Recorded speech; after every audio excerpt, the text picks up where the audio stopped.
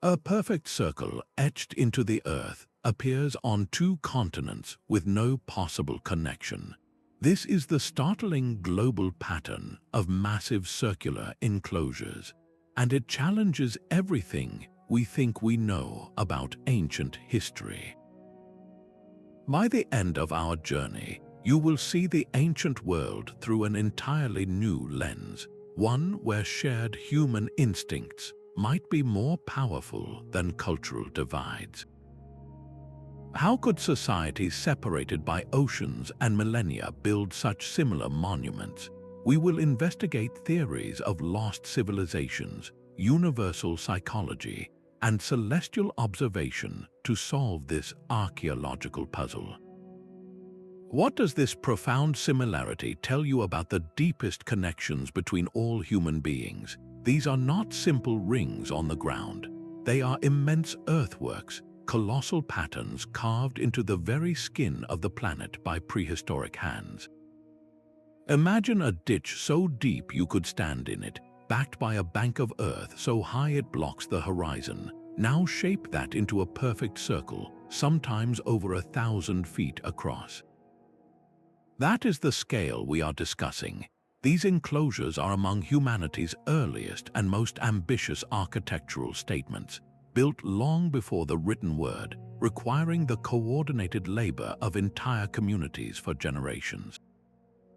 They were not villages or forts, but spaces set apart, their sheer size and precise geometry pointing toward a profound communal purpose, something deeply ceremonial or social that unified people. From the iconic stone circles of Europe, like Stonehenge, to the vast geometric earthworks built by the Hopewell culture in North America, and the ancient rings found in places like Adam's Garden in Australia, the same essential form appears. The builders displayed a sophisticated grasp of geometry and often an intricate understanding of celestial movements, aligning their circles with the solstice sun or the rising of certain stars. This hints at a shared, complex knowledge that flourished in an age we are only beginning to comprehend. To understand why this specific shape captivates the human imagination across the globe, we must first grasp the monumental achievement these structures represent. The evidence is written across the continents themselves.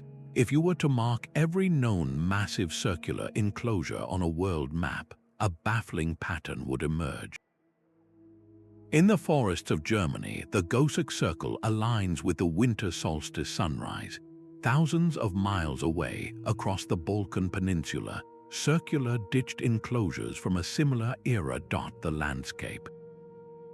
Then look to South America, where the vast Nazca geoglyphs include precise circular spirals etched into the desert floor. And in West Africa, the mysterious stone circles of Senegal stand in silent, weathered rows. These are not neighbors, they are worlds apart, separated by vast oceans and impassable mountain ranges. The crucial, mind-bending detail is the timeline. When these structures were raised, the societies that built them existed in complete isolation from one another. There were no transoceanic voyages, no trade routes connecting prehistoric Germany to ancient Peru, no shared language or cultural ambassadors between the Balkans and Senegal. Each of these cultures developed independently, unaware of the other's existence. Yet, from this profound separation, they all produced the same fundamental architectural idea, a massive, geometrically precise circular earthwork. This global pattern is far more than a simple curiosity. It is a direct challenge to our conventional understanding of human history, a puzzle that cannot be solved by coincidence alone. This leads us to a powerful and elegant solution to our puzzle, the theory of independent invention. What if the answer isn't found on ancient trade routes, but is instead etched into the very fabric of the human mind? This idea, often called convergent evolution in biology, suggests that different human groups completely isolated from one another can arrive at the same profound innovation. They aren't copying each other, they are each responding to a deep, shared instinct, and the circle is perhaps our most fundamental shared experience. Consider what our earliest ancestors saw every single day. The sun is a circle, rising and setting in a predictable arc. The full moon is a perfect disk of light in the night sky. Even the horizon itself presents a vast, circular boundary to their world. This shape is not just common in nature, it is the backdrop of existence. It symbolizes wholeness, unity, and the endless cycle of days, seasons, and life itself. So when a community sought to create a space for gathering, for ceremony, for something that unified them, what form would feel more natural, more inherently significant than a circle? It requires no advanced mathematics to understand its power, only a shared human experience of the cosmos. This theory proposes a remarkable idea that a shared cognitive blueprint for significance might be hardwired into our species. It suggests that the circle is a universal human response to the need for creating sacred or important communal space. The builders in Europe, the earthwork artists in North America, the ring makers in Australia, they weren't connected by culture or communication. They were connected by a common humanity, each looking up at the same sun and being drawn to the same profound shape to express their place in the universe. But what if the connection was not in the mind but on a map? This brings us to a second, more speculative theory, the possibility of a lost global civilization. Imagine a single, highly advanced precursor culture, a society of master builders and celestial navigators who traversed the globe in a forgotten age. Proponents of this idea argue that the stunning precision of these circles and their shared focus on astronomical events is not a coincidence but a curriculum. It suggests a shared, sophisticated knowledge base, a blueprint for building that was carried across oceans and taught to disparate peoples. Could ancient seafarers have accomplished journeys we deem impossible, planting the seeds of this monumental architecture wherever they went before their own world vanished into myth? The appeal is undeniable, offering a clean, elegant solution to a messy archaeological puzzle. It weaves the isolated cultures into a single, epic narrative of exploration and legacy. Yet, for all its romantic pull, this theory stands on shaky ground. Mainstream archaeology finds no concrete evidence, no trail of artifacts, shipwrecks, or genetic markers to chart the course of such a globe-spanning civilization.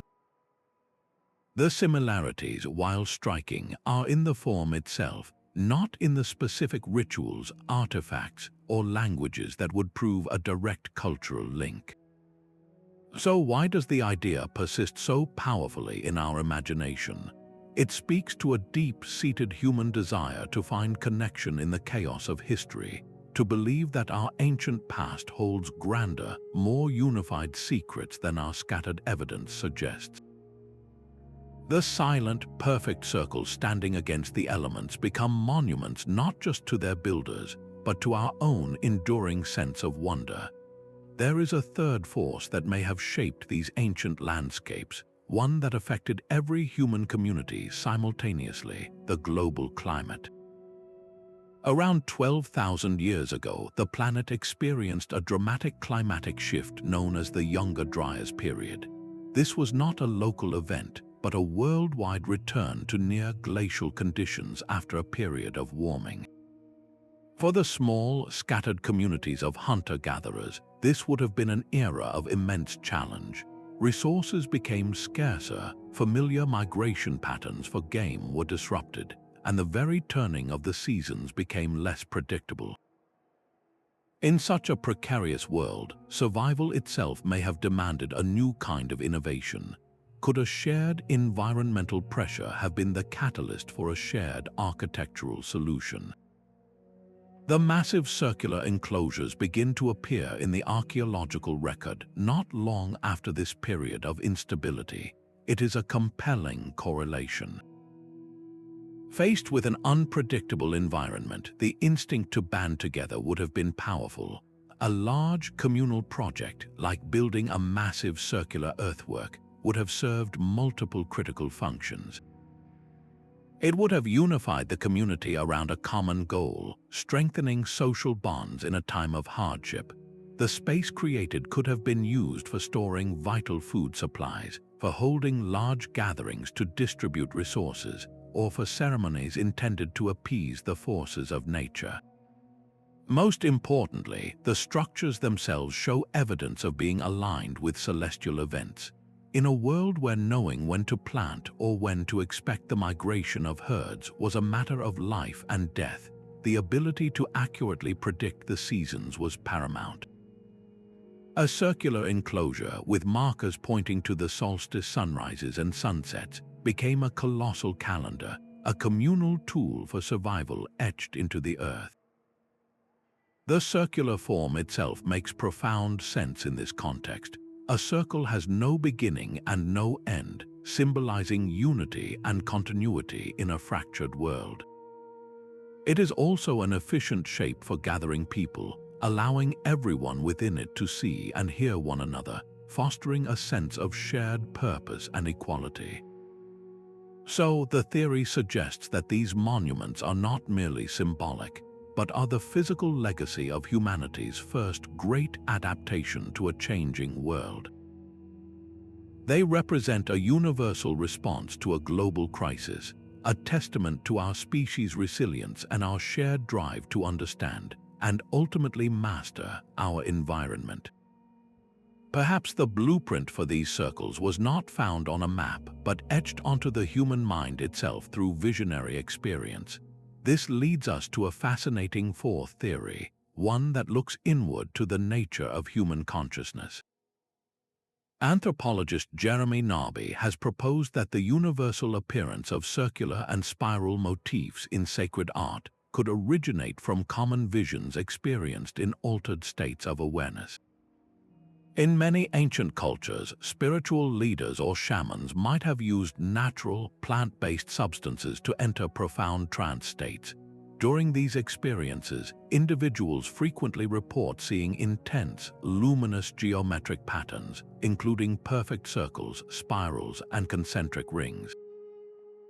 If spiritual guides from the forests of Europe to the plains of North America were independently encountering these same powerful visions, they might have felt compelled to bring these inner landscapes into the outer world. The massive circular enclosures, then, could be seen as monumental recreations of a shared internal reality. They are not just symbols of the sun or moon, but perhaps maps of a spiritual journey experienced by the human mind under specific conditions. This theory suggests a profound idea that our ancient ancestors were not just studying the stars, but were also explorers of their own consciousness. They sought to ground their most powerful, transcendent experiences in the physical earth, creating permanent sacred spaces that mirrored the universal patterns they all seemed to see. The circle, in this light, becomes more than a shape. It becomes a shared vision made solid, a testament to the inner worlds that may connect all of humanity across time and space. The sun and moon are the only two celestial bodies visible to every culture on Earth. Their predictable journeys across the sky offered a universal clock for ancient peoples, a rhythm of life that dictated when to plant, when to harvest, and when to gather. This shared dependence on the heavens points toward our fifth and perhaps most pragmatic theory. The very shape of these massive enclosures may have been dictated by the circular path of the sun itself. As agricultural societies began to form, the need to accurately track the seasons became a matter of survival. A miscalculation could mean a failed crop and hardship for an entire community. It is no wonder, then, that we find these circles so often aligned with celestial events. The great stones of Stonehenge frame the solstice sunrise. The ancient earthworks at Cahokia in North America mark the equinoxes. Why a circle? Think of standing in an open field and tracing the sun's arc from dawn to dusk with your outstretched arm. Your arm would naturally sweep a wide, circular path across the sky. The circular enclosure is simply that gesture monumentalized. It creates a perfect level horizon, a controlled environment where specific points on the perimeter can be marked to catch the first or last light of the sun on a pivotal day. For a society watching the skies, a circular structure is the most logical and efficient design for a communal observatory. It allows for multiple sightlines and alignments from the center to the edges. From the windswept plains of Britain to the high deserts of Peru, this same practical necessity could have sparked the same architectural solution. They were not copying one another, but were instead independently answering the same urgent question posed by nature itself. How do we secure our future by understanding the cycles of the cosmos? The massive circular enclosure was their shared, brilliant answer, a testament to humanity's universal drive to read the sky and write our survival in the earth. The Henges of Neolithic Europe stand as a testament to what ancient communities could achieve. Take the sprawling complex of Ouroboros, a monument so vast an entire village now rests within its embrace. Its massive bank and deep inner ditch form a perfect circle nearly a third of a mile across, dwarfing even its more famous neighbor, Stonehenge. Constructed over centuries, these structures were not the work of a single lifetime. They represent a sustained, generational project demanding the coordinated effort of thousands. This was a society capable of sophisticated organization, moving multi-ton stones across great distances and aligning them with celestial events with stunning accuracy.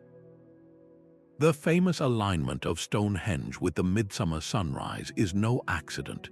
It is the result of precise observation and a deep understanding of the sun's yearly journey. These circles were far more than simple gathering places. They were centers of ceremony, colossal calendars tracking the seasons, and powerful symbols of a unified community. They challenge our very definition of primitive technology. Here, long before written history, was a culture with the collective will and knowledge to reshape the landscape itself, creating a sacred geometry that still captivates us today. This European template offers a powerful point of comparison. When we see similar circles on distant continents, we must ask if they represent a similar convergence of social organization, astronomical knowledge, and spiritual belief, born from a shared human experience rather than a shared blueprint. Across the Atlantic, another civilization was answering the same call on a monumental scale. In the river valleys of what is now Ohio, the Hopewell culture raised earthworks of breathtaking geometry and scale. Between the years 100 before the Common Era and 500 of the Common Era, they sculpted the land into perfect circles, massive squares, and sprawling octagons, all connected by long, straight earthen avenues.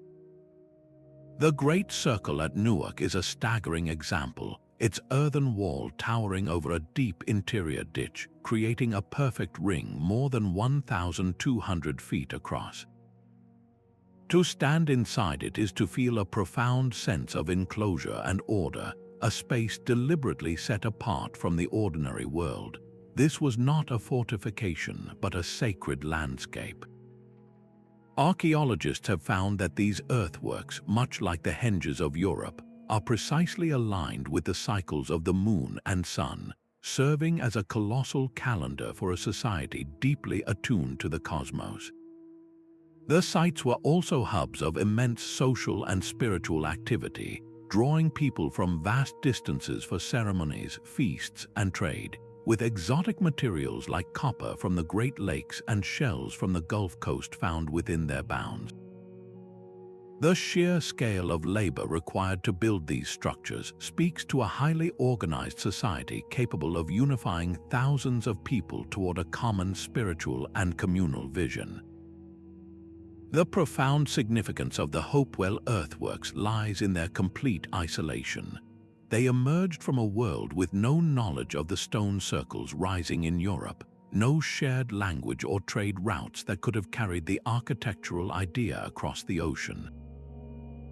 Yet here they are, mirroring the same fundamental concept, a massive circular enclosure designed for ceremony, astronomy, and community cohesion. This parallel development, separated by an entire ocean and centuries, offers one of the most compelling arguments for the theory of independent invention.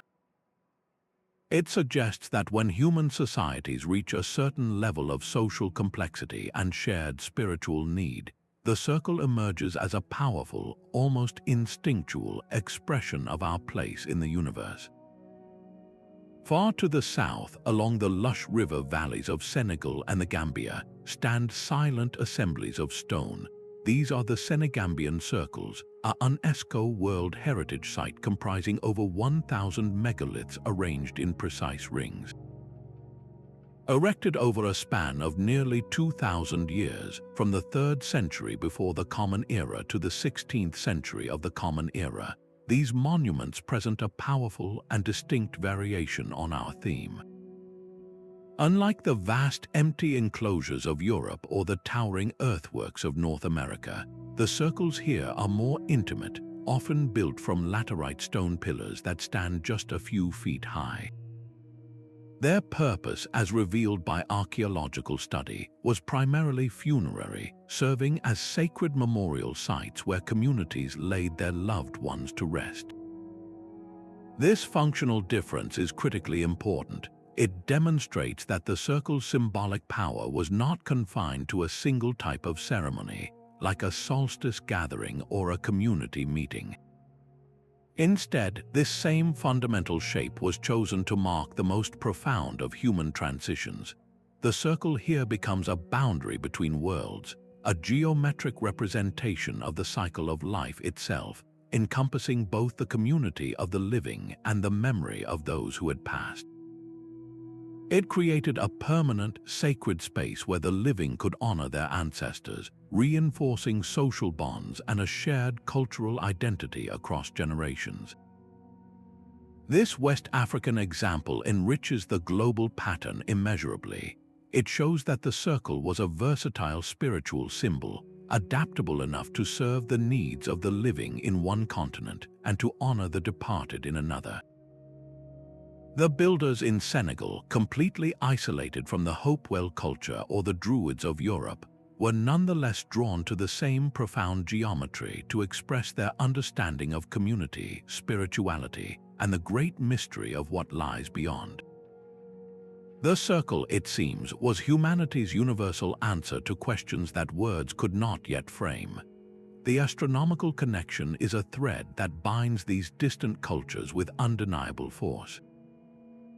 It transcends local myth and specific ritual, pointing instead to a universal human challenge. The very survival of early agricultural societies depended on their ability to read the sky.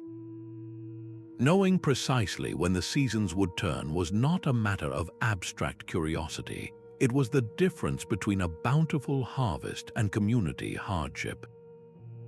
This urgent, practical need may be the most compelling reason for the circle's global appeal.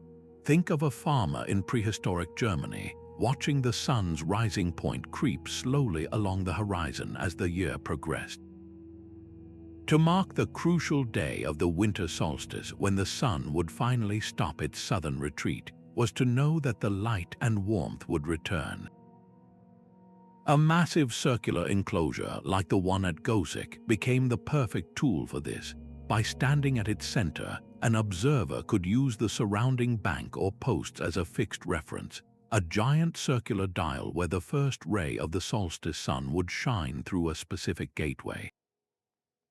This was not magic, it was early, brilliant engineering. The circle is the only shape that naturally accommodates this 360-degree observation. A square or a rectangle would have blind spots, but a circle offers an unbroken, level horizon, allowing a community to track the sun's entire yearly journey from a single central point. The same logic applies to the Moon, whose more complex cycle was tracked with equal precision at places like the Mnajdra Temple in Malta. From the deserts of the Americas to the plains of Europe, the shared drive to master time compelled humanity to inscribe its most reliable clock, the cosmos, directly onto the Earth. The Massive Circular Enclosure was that inscription, a communal survival tool born from a need so fundamental it resonated across every continent. Beyond the stars, another kind of logic may have guided the hands of these ancient builders, a logic found in the elegant mathematics of the circle itself. This shape possesses a unique and intuitive property. Of all possible shapes you could draw on the Earth, a circle encloses the largest possible area within the shortest possible boundary line. For a community investing immense labor to build a massive enclosure, this efficiency would have been profoundly practical. It created the most significant, most defined space with the least amount of digging and piling of earth, a clear and intelligent use of energy. The method for creating a perfect circle is also strikingly simple. A single person with a long rope and a central stake can trace a flawless ring on the ground. This basic geometric exercise requires no written numbers or complex calculations, only an understanding of tension and a fixed point, a discovery that could have been made and lost and remade by countless cultures independently. When a society sought to define a space as sacred or communal, to set it apart from the everyday world, the act of marking that boundary would have naturally led them to this most balanced and encompassing form. The circle feels inherently fair, with no corners or privileged directions, allowing everyone within it an equal view and connection to the center. This combination of practical efficiency and innate balance presents a powerful, down-to-earth explanation. The global proliferation of circular enclosures might not stem from a shared vision or a lost civilization, but from a shared, intuitive grasp of geometry. It is the story of humanity discovering, again and again, that the simplest tools and the most logical shape could create a space that felt both profoundly human and divinely ordered. These colossal circles are more than just monuments, they are testaments to a profound social revolution. To build on such a scale, a society needs more than just a shared vision, it needs a surplus of resources. For most of human history, our ancestors lived hand to mouth, their days consumed by the immediate needs of hunting and gathering. But then, a fundamental shift occurred in several parts of the world, independently and around the same general era. People began to domesticate plants and animals, transitioning from a nomadic lifestyle to settled agriculture. This was the true turning point. A farming community, with its stored grain and predictable harvests, could produce more food than it needed for mere day-to-day survival. This food surplus was the foundational fuel for monument building. It meant that not every person in the community had to spend every waking moment finding the next meal. For the first time, a society could support specialized labor. It could feed the artisans who designed the layout, the overseers who coordinated the work, and the hundreds of workers who spent months or even years digging ditches and piling earth. This was an immense investment of human energy, a clear sign that the community was now thinking in terms of generations, not just seasons. The very act of construction would have reinforced this new social order. Organizing such a massive, long-term project required a level of social hierarchy and collective agreement previously unimaginable. Someone had to plan the design, someone had to assign tasks, and everyone had to agree to contribute their labor for a goal whose full benefit they might never see in their own lifetime. The circle itself may reflect this new social reality. Unlike a pyramid that points to a single apex, a circle has no single leader, no beginning or end. It is a shape of inclusion and equality, perfectly suited to a community that was likely still defining its leadership and forging a shared identity. So, when we see these perfect rings emerging across the globe, we might be witnessing the same social milestone, reached again and again. As different cultures mastered agriculture and formed larger, settled societies, they gained not just the resources, but the organizational confidence to express their deepest beliefs in the most permanent way they could imagine. The massive circular enclosure was their collective declaration, written in earth and stone, that they were now a people, united by a common purpose and a shared view of their place in the cosmos. This deep, shared symbolism might be the final piece of the puzzle. Across the globe, the circle appears in mythology not as a simple shape, but as a vessel for humanity's most profound questions. It is the sun wheel, a symbol of divine power and life-giving energy rolling across the heavens. It is the womb, representing the source of all creation and the mystery of life itself. Most powerfully, the circle embodies the endless cycle of existence, life, death, and rebirth, a concept of eternity with no true beginning and no final end. In Norse belief, the great Midgard serpent encircles the entire world, its body forming a literal boundary for all of human reality. In Buddhism, the Wheel of Dharma represents the eternal teachings of the Buddha, a cycle of spiritual law that turns continuously.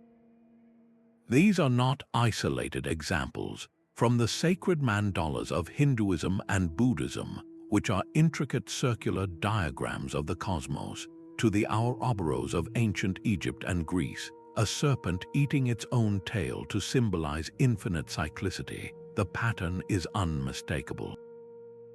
This universal mythological language suggests something profound about our ancient ancestors. When they sought to build a structure of ultimate spiritual or communal importance, their choice of form was not merely a practical engineering decision. They were drawn to the circle because it resonated with their most fundamental understanding of the universe. The physical act of digging a circular ditch and raising a circular bank was a way of grounding their cosmology, of making their deepest beliefs tangible in the landscape. The monument became a microcosm, a small, perfect model of a world they believed was itself cyclical, whole, and eternally renewed. The reason these massive enclosures appear in regions with no shared culture may be because they were all born from the same wellspring of human wonder, each culture independently giving physical form to the same timeless, circular stories written in the stars and in the soul. A staggering gap in time separates these ancient builders. The first stones of Göbekli Tepe in Turkey were raised around 9,600 before the Common Era, a time when most of humanity still lived as hunter-gatherers. Yet in West Africa, the final stones of the Senegambian circles were being placed as late as the 16th century of the Common Era. This is not a difference of centuries, but of millennia. We are looking at a timeline that spans over 11,000 years, a period so vast it defies any simple explanation of cultural connection. How could a single, lost civilization have directly influenced construction across such an immense chasm of time? The idea of a master culture traveling the globe to spread its architectural gospel becomes nearly impossible to sustain when the students are separated by more than 100 centuries. This chronological disparity is one of the most powerful arguments against diffusion and one of the strongest in favor of independent invention. It suggests that the impulse to build in a circle is not a secret handed down from a forgotten teacher, but a fundamental human response that emerges again and again whenever a society reaches a certain threshold. Think of it as a universal idea lying dormant in the human psyche, waiting for the right social and environmental conditions to spark it into existence. A community masters agriculture, gains a food surplus, and feels the need to create a permanent, sacred space. In that moment of collective inspiration, they look to the sky, they grasp a rope and a stake, and they independently rediscover the power of the circle.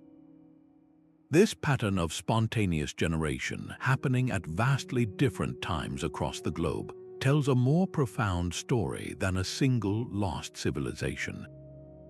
It reveals a shared human capacity for monumental creation, an instinct that blossoms independently whenever the circumstances are right, proving that the blueprint for these wonders was within us all along. The very ground beneath these ancient circles might have been chosen for its voice, a whisper spoken from the exact center of a massive circular enclosure can sometimes travel with uncanny clarity to its outer edge, a phenomenon that would have seemed nothing short of magical to its builders. This is the realm of archaeoacoustics, a field that listens to the past by studying how ancient spaces shape sound. Researchers have discovered that the smooth, curved banks of these earthworks and the placement of standing stones can act as a kind of primitive but highly effective acoustic shell, focusing sound waves and preventing them from scattering into the open air. Imagine the power of a spiritual leader's chant or a community elder's words being carried effortlessly to every single person gathered at the perimeter. This was not a public address system, but a natural amplification discovered through the very act of building. The practical advantage is undeniable. In a society without writing, where oral tradition and collective ritual were the glue of culture, a space that made speech clearer and ceremonies more resonant would have been incredibly valuable. This sonic quality could have been stumbled upon independently by different cultures. A community in Britain experimenting with earth and stone might have noticed how a circular ditch made their gatherings more powerful. At the same time, a community in Ohio shaping their own great circle could have made the same acoustic discovery entirely on their own. The shape itself, it seems, offered a dual gift, a way to map the heavens while also giving a voice to the earth. Yet the idea of complete isolation may not tell the full story. While no single culture directly contacted another across oceans, a slower, more subtle kind of connection may have been possible through the ancient world's first information superhighways, megalithic trade routes. Imagine a precious piece of obsidian from Anatolia, traded hand to hand over generations, eventually finding its way to a village hundreds of miles away. Along with that volcanic glass came stories, beliefs, and perhaps even a whisper of an idea, a new way to build a sacred space. An architectural concept as powerful as the circular sanctuary could have spread in this very way, not as a blueprint carried by seafaring masters, but as a seed of an idea. This seed would travel slowly over centuries, passed from one community to the next through trade and cultural exchange. Each group that encountered it would interpret it through their own unique lens, adapting the circular form to their local stones, their own celestial knowledge, and their specific spiritual need. The core concept of a circular, ceremonial space was so fundamentally appealing and adaptable that it could be adopted and reinvented endlessly. In this model, the Henges of Europe and the earthworks of America are not products of pure, independent invention, nor are they the legacy of a single lost civilization. Instead, they represent the final stops on an incredibly long and branching journey of a single, powerful idea. This theory of creeping diffusion offers a middle path, one that acknowledges the profound similarities while respecting the vast distances and distinct cultures. It suggests that our ancestors were not entirely isolated islands of innovation, but were subtly connected by a slow-moving web of exchange, where the most compelling ideas could eventually circle the globe. The circle's true power may lie in its incredible versatility. While we often group these ancient structures together, assuming they shared a single purpose, the archaeological record reveals a far more complex and compelling story. The same fundamental shape was molded to serve vastly different human needs. In some places, these rings were clearly temples, spaces for ceremony and connection with the spiritual world. In others, they were sacred memorials, final resting places for honored community members. For certain cultures, their primary function was that of a colossal observatory, a precise instrument for reading the sky.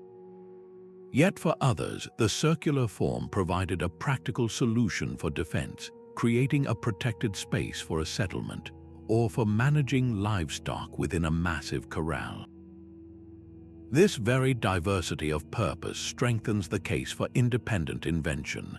If a single blueprint had been passed from one culture to another, we would likely see a much more consistent function accompanying the consistent form. The fact that the circle was so readily adapted, serving as a temple in one land and a cattle enclosure in another, tells us that its appeal was not in a rigid set of instructions, but in its inherent flexibility. The circle was a blank slate, a powerful and intuitive shape that different communities could fill with their own unique meaning. It met the universal human need to define a special space, but it left the definition of what made that space special entirely up to the people who built it. This adaptability is perhaps the most telling clue of all, revealing that the circle's greatest legacy was not in a single message, but in its capacity to hold countless stories. But what about the known travelers of the ancient world? The vast, open ocean seems like an impossible barrier, yet for some cultures it was a familiar road. By the Bronze Age, civilizations like the Phoenicians had mastered the Mediterranean, their ships becoming legendary for carrying not just goods but ideas. We have solid evidence of extensive trade networks, with artifacts from distant lands appearing in ports and royal tombs. While a voyage across the Atlantic remains highly improbable for this era, the coasts of Europe and Africa presented a different story. Could the concept of a circular sanctuary have been a piece of cargo, traded from port to port along these bustling maritime routes? A Phoenician merchant might never have seen the great stone circles of northern Europe, built millennia before his time. But he could have encountered a similar ring of stones on a remote island or a coastal headland, a local shrine built by a people with their own traditions. The idea itself, the power of a circular space for gathering and ceremony, is lightweight and portable. It requires no written plans, only a story, a description, or a simple sketch in the sand. This theory offers a more grounded alternative to a lost global civilization. It suggests that the ocean was not always a wall of separation, but could sometimes function as a liquid highway, allowing for a slow, creeping diffusion of cultural concepts among coastal peoples. This complicates the beautiful simplicity of complete isolation. It means that some of the similarities we see, particularly around the Mediterranean basin and perhaps down the western coast of Africa, might not be pure independent invention. They could be the result of early, unrecorded conversations between sailors and shore dwellers, where a powerful architectural idea was passed along, adopted, and adapted to local beliefs over generations. The picture becomes richer and more tangled, a blend of shared inspiration and subtle, ancient connection. Carved into the high desert of Peru, the Nazca lines present a mystery on a scale that can only be comprehended from the air. These are not earthworks you can walk within, but immense geoglyphs, lines scraped into the dark surface of the plateau to reveal the pale earth beneath. Among the famous depictions of spiders and monkeys are vast, precise geometric forms, including sprawling trapezoids and complex, multi-armed spirals. While not all are perfect circles, they are undeniable expressions of the same deep-seated human drive to impose geometry upon the landscape. This was land art on a monumental scale, created for a purpose we can only guess at, perhaps as pathways for ceremonial processions or offerings to deities in the sky. The impulse to create such giant, earth-spanning images was not unique to Peru. Far to the north, in the Colorado Desert of California, the blithe intaglios featured giant human figures and spirals scraped into the desert floor by ancestral Native American cultures. These works, too, are best understood from an elevated view. This global thread suggests a separate but parallel human instinct, one not necessarily focused on creating an enclosure for people to gather within, but on making a permanent, undeniable mark on the earth itself.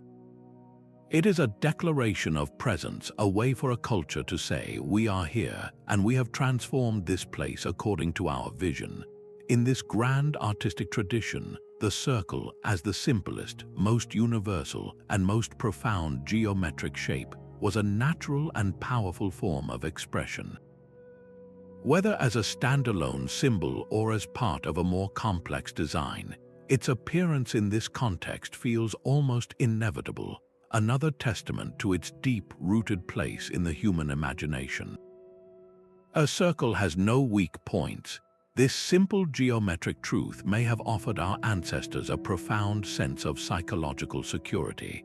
To stand inside a massive circular earthwork is to be held within a continuous, unbroken boundary, a line drawn between the ordered human world and the unpredictable wilderness beyond. There are no hidden corners for unknown threats to emerge from, only a clear, encompassing horizon that defines a space of safety and community.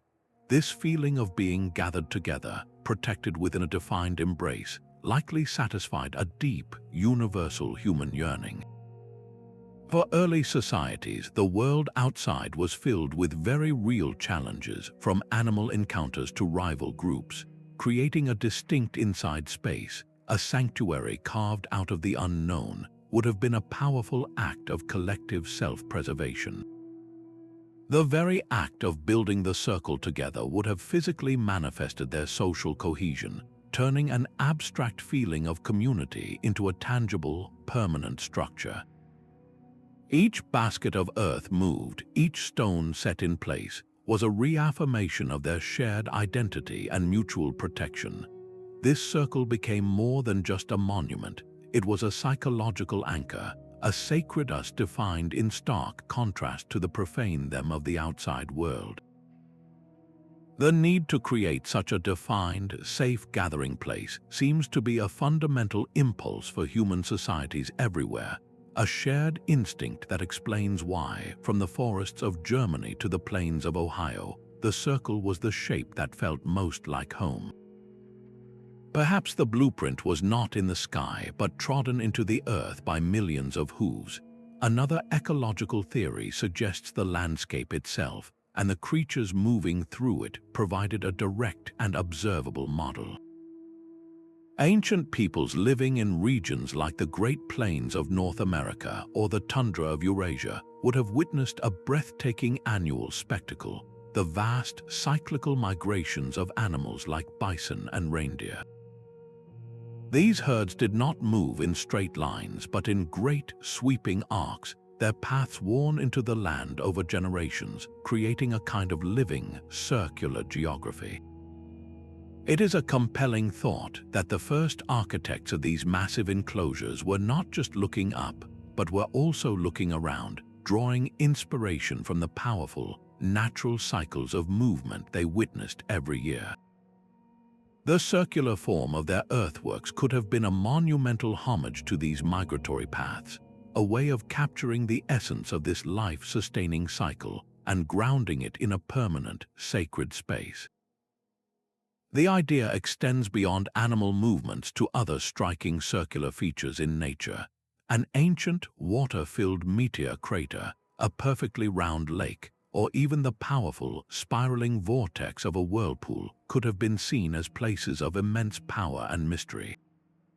To replicate that form on a human scale was to tap into that raw, natural energy, to create a point of convergence between the human community and the potent forces shaping their world.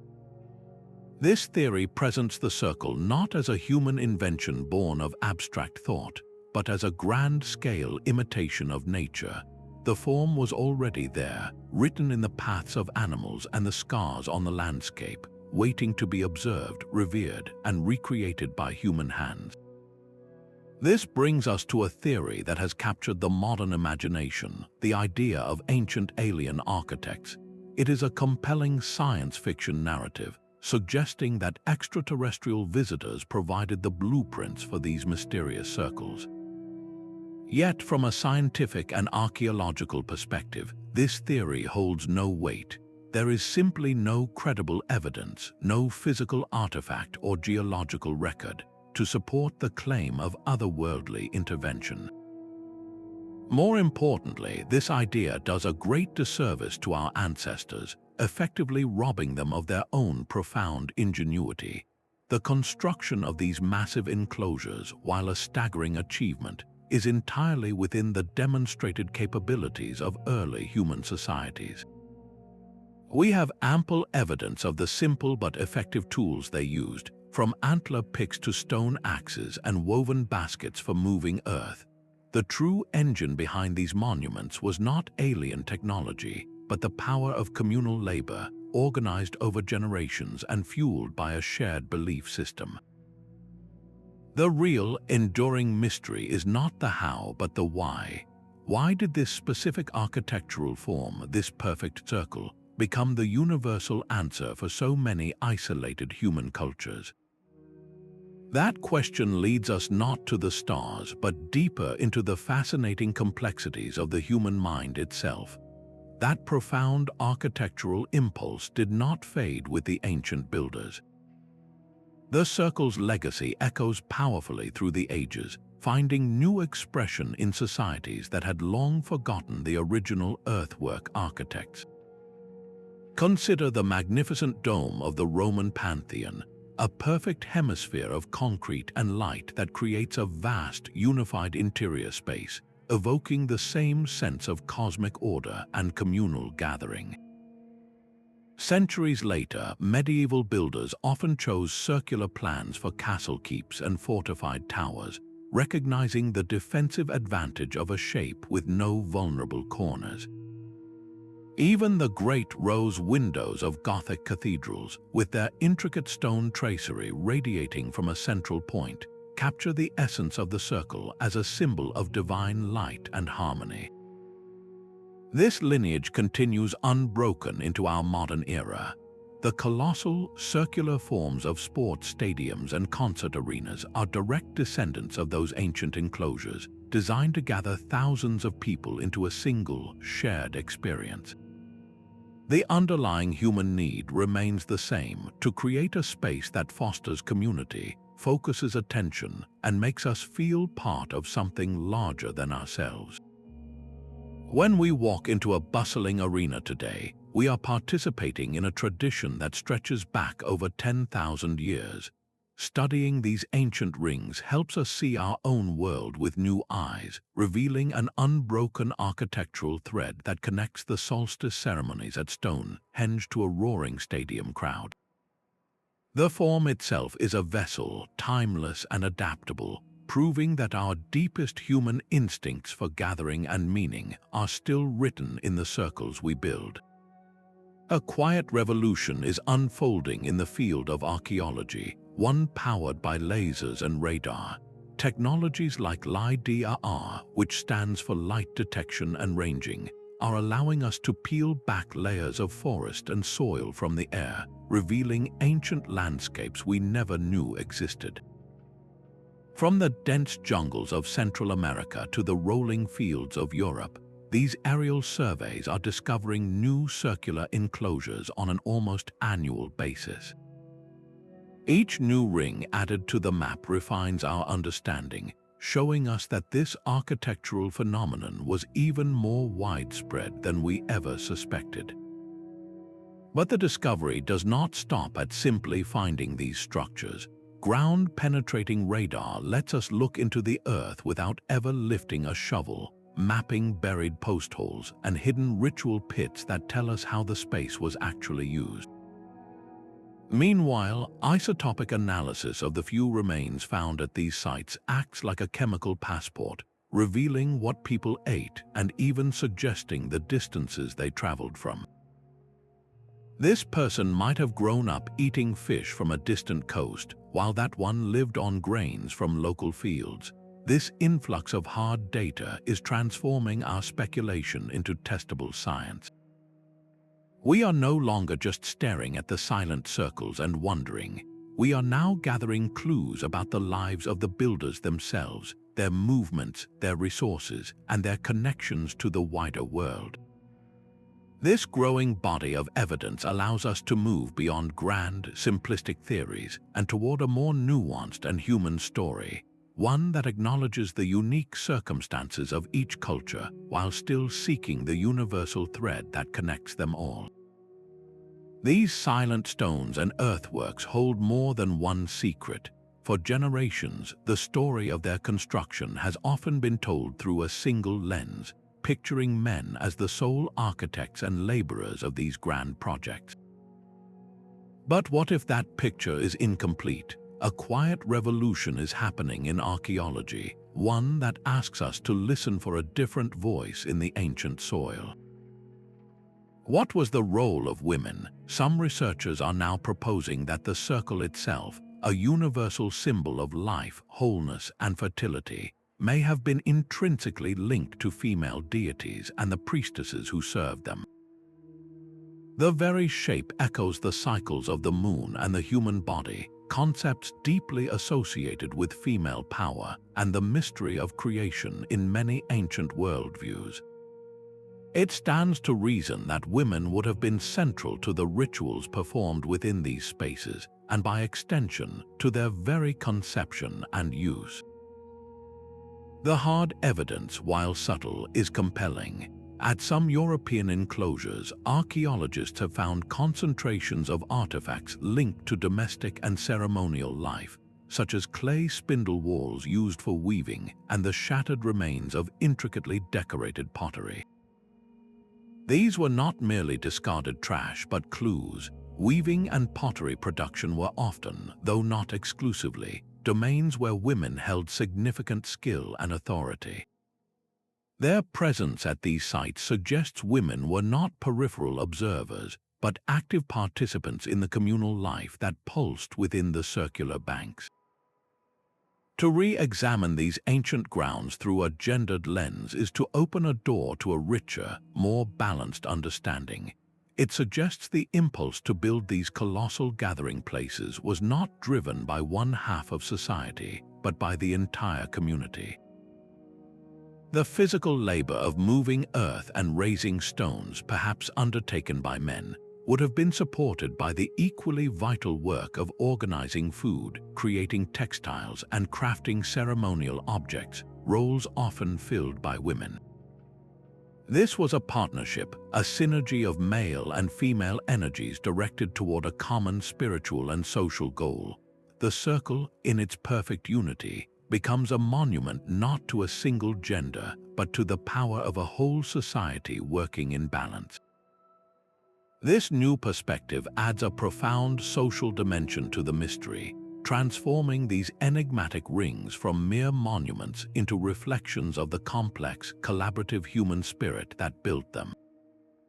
The very climate that may have inspired these circles could also be what silenced them.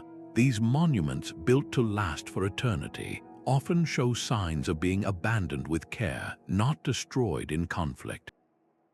Their ditches were allowed to slowly fill with silt, and their towering banks surrendered to grasses and saplings, returning to the earth from which they were raised. This gradual fading points to a slow, powerful force of change, one that reshaped entire civilizations. As global weather patterns shifted over centuries, what was once a fertile heartland could become arid, or a predictable rainy season could turn erratic and unreliable.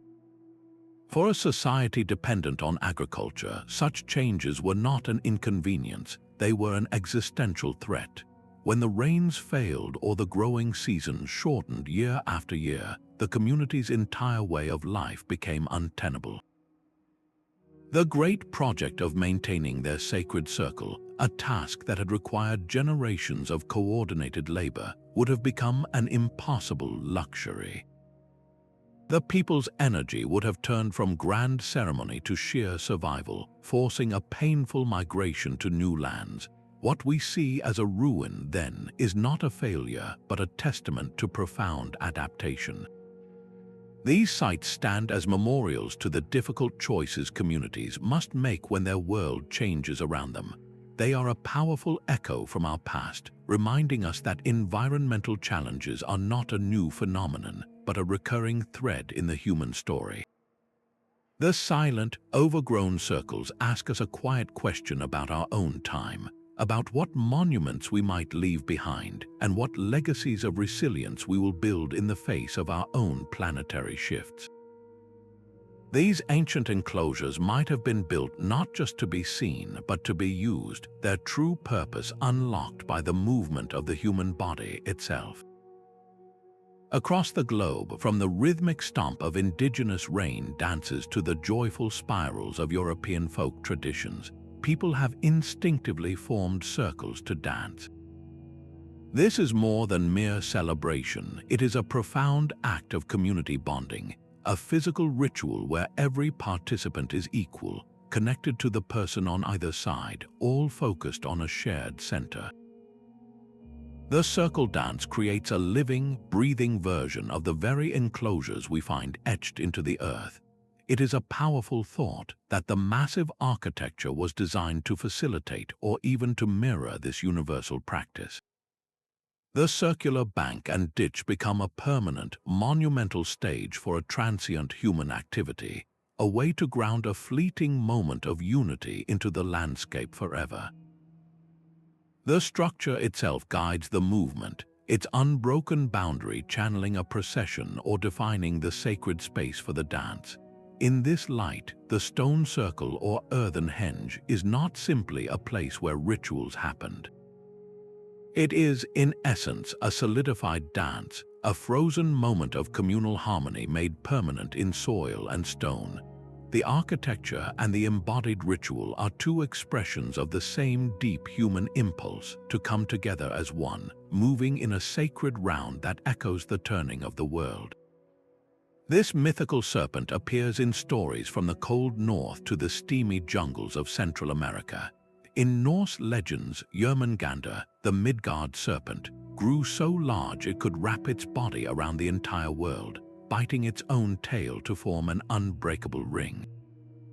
Far across the Atlantic, the ancient Maya and Aztec peoples revered their own great feathered serpents, deities like Kukulkan and Quetzalcoatl, whose coiled forms represented the sky, the earth, and the very winds that bring the rain. This is the Ouroboros, a symbol so powerful and persistent it feels like a shared dream of humanity. The image of a serpent forming a perfect circle, consuming its own tail, is a stunningly elegant representation of infinity, of a universe with no beginning and no end, where everything exists in an eternal cycle of creation and dissolution. The physical act of building a massive circular enclosure, then, takes on a breathtaking new dimension. It becomes a ritual of world building.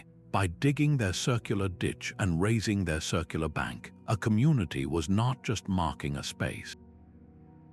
They were symbolically creating a miniature version of the cosmos they believed in, a small, controlled world within the vast, unpredictable one. The circular earthwork was a microcosm, a human-scale model of the great serpent that encircled everything. Inside this sacred boundary, they could enact their ceremonies, track the seasons, and feel a sense of order and control, all within the protective embrace of a shape that mirrored their deepest understanding of reality.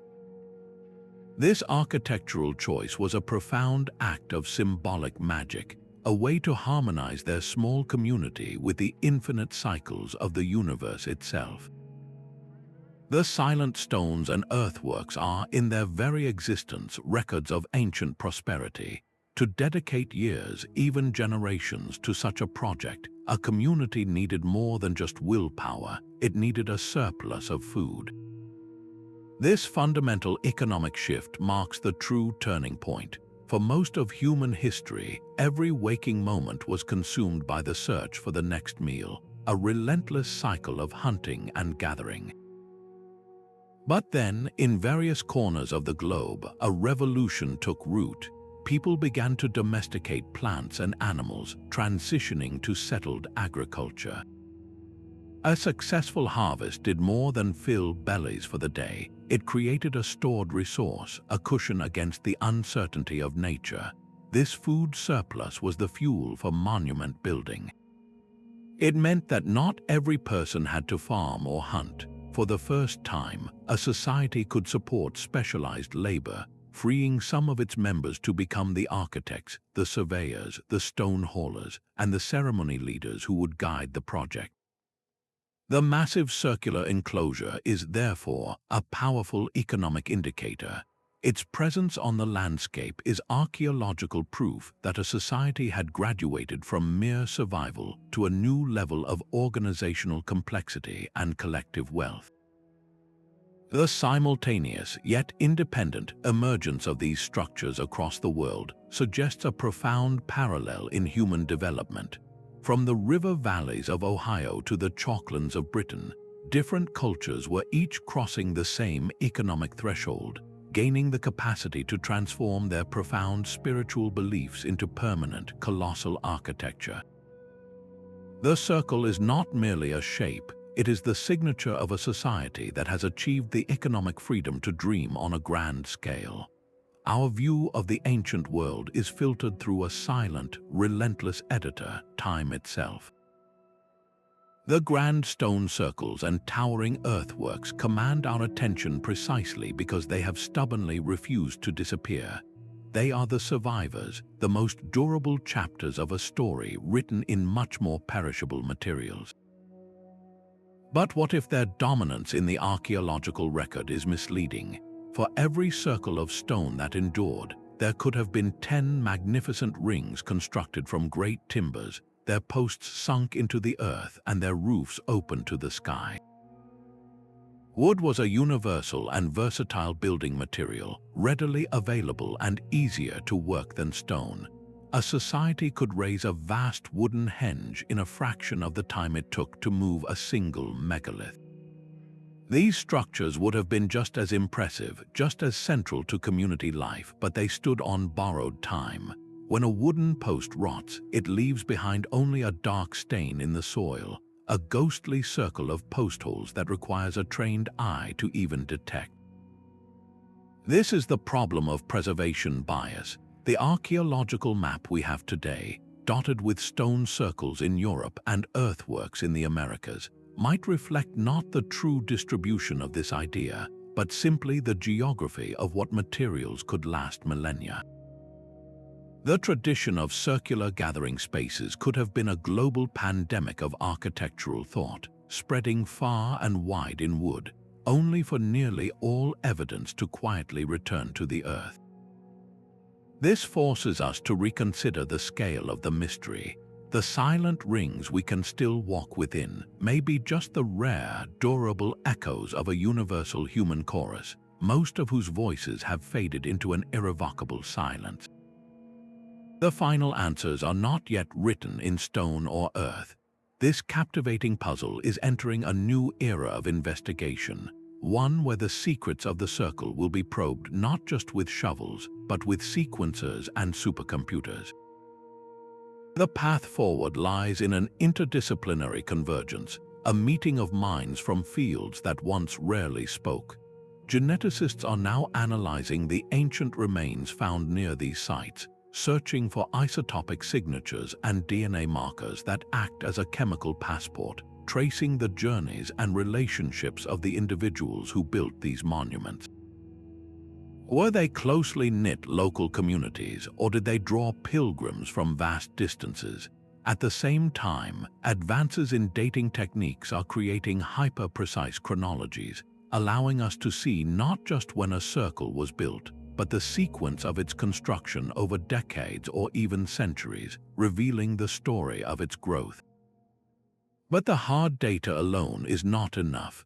The true breakthrough may come from a partnership between the soil-stained evidence of archaeology and the deep theories of cognitive science. Why does the human brain, across all cultures, find the circle so inherently significant, so calming, and so powerful? By understanding the universal psychological templates for sacred space, we can better interpret why this form was the instinctual choice for so many.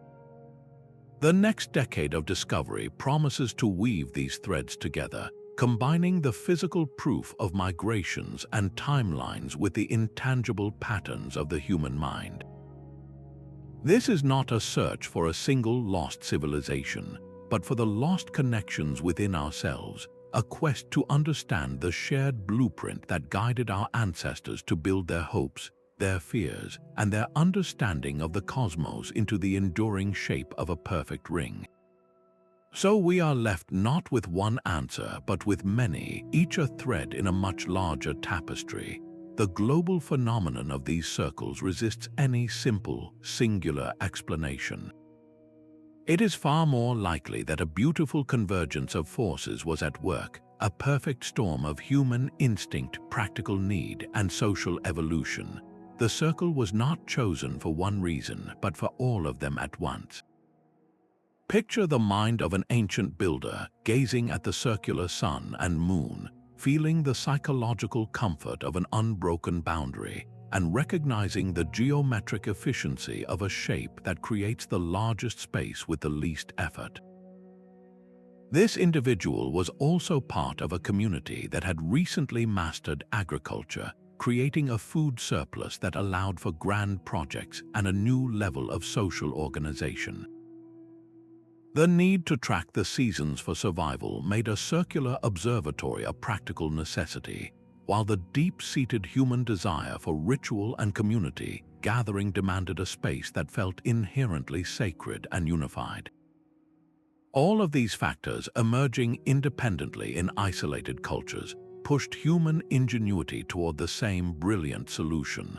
This was not a case of one culture inventing the circle and others copying it. It was a case of different cultures under similar internal and external pressures, independently arriving at the same profound architectural expression. The circle is a universal answer because it responds to universal human questions. How do we mark time? How do we come together? How do we create a space that feels both safe and significant? The massive enclosures are the monumental evidence of that shared human journey, a journey where many paths, separated by oceans and millennia, all led to the same perfect, encompassing shape. This enduring mystery of the circles is far more than an archaeological puzzle. It is a profound reminder of a shared human heritage that runs deeper than language or culture. For centuries, our history has been told as a story of separate civilizations, each rising and falling in its own isolated bubble. But these silent rings of earth and stone tell a different story. They whisper of a common current flowing beneath the surface of human experience, a shared cognitive toolkit that we all possess. They speak of a universal awe when gazing at the same sun and moon, and a deep, instinctual need to make our mark, to build something monumental that gives our lives and our communities a sense of meaning and place. We may never uncover a single, definitive reason why this specific shape was chosen across the globe. The truth is likely a beautiful tapestry woven from all the threads we have explored, from astronomy and geometry to social cohesion and spiritual vision. Yet the very act of searching for the answer is what matters most. Each new theory, each technological advance in archaeology, and each rediscovered circle enriches our understanding not just of the ancient world, but of our own potential. It forces us to look past superficial differences and recognize the fundamental connections that bind humanity together. So the next time you see a circle, whether in a modern design or an ancient drawing, remember the colossal enclosures. Remember that this shape is etched into our collective consciousness. What other hidden connections lie waiting in the soil, beneath the forests, or in the forgotten corners of the world, just waiting for a curious mind to uncover them? The search is far from over, and perhaps the next great discovery will be yours.